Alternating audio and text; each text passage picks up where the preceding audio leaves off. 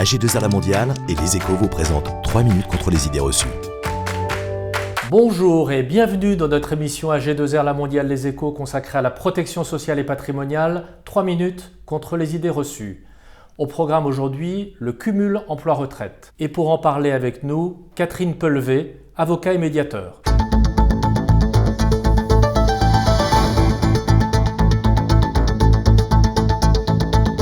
Catherine Pellevé, bonjour. Bonjour.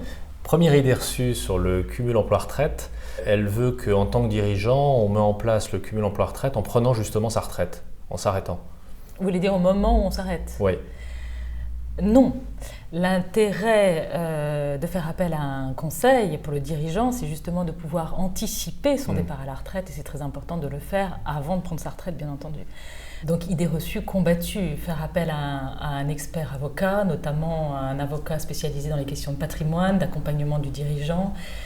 Ça peut permettre au chef d'entreprise de pouvoir analyser sa situation, regarder où il en est de ses droits à retraite, voir s'il doit racheter ou non des trimestres, faire un diagnostic, en fait un bilan de sa situation et décider à ce moment-là de l'éventualité d'une mise en place d'un cumul emploi-retraite. Il est vrai que le cumul ne pourra être mis en place qu'au moment de son départ à la retraite et qu'il sera utile pour le chef d'entreprise de faire à nouveau à ce moment-là un point avec un conseil pour, une fois encore, regarder là où il en est et voir comment ce cumul emploi-retraite pourrait être fait.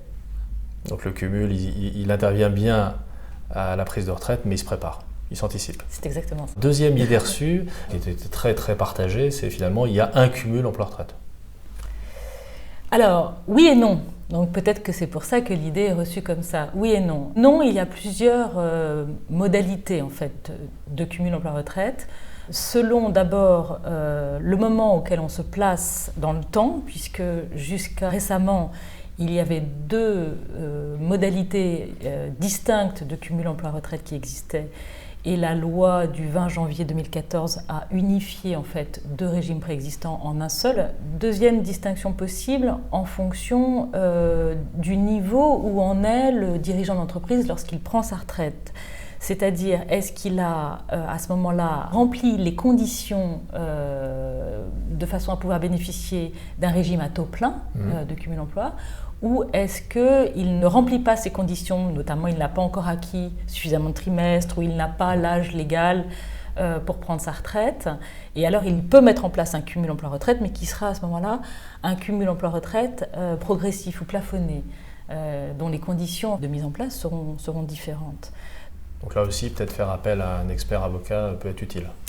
Ah oui, très, très utile, bien entendu, je ne vous dirais pas le contraire.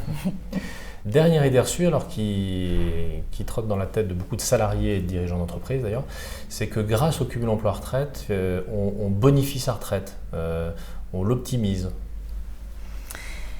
Aujourd'hui, par cette unification qui a été faite des régimes inter et intra, inter-régime, cumul emploi-retraite, inter-régime et cumul emploi-retraite, intra-régime, il n'y a finalement plus qu'une seule catégorie et c'est la catégorie la moins avantageuse pour le retraité qui continue de travailler, qui a été choisie par le législateur, c'est-à-dire l'impossibilité pour le chef d'entreprise de cumuler des droits à la retraite. Catherine Pellevé, merci.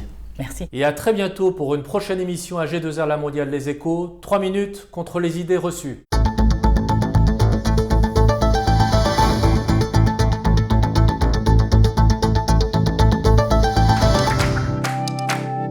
AG2R La Mondiale et Les Échos vous ont présenté 3 minutes contre les idées reçues.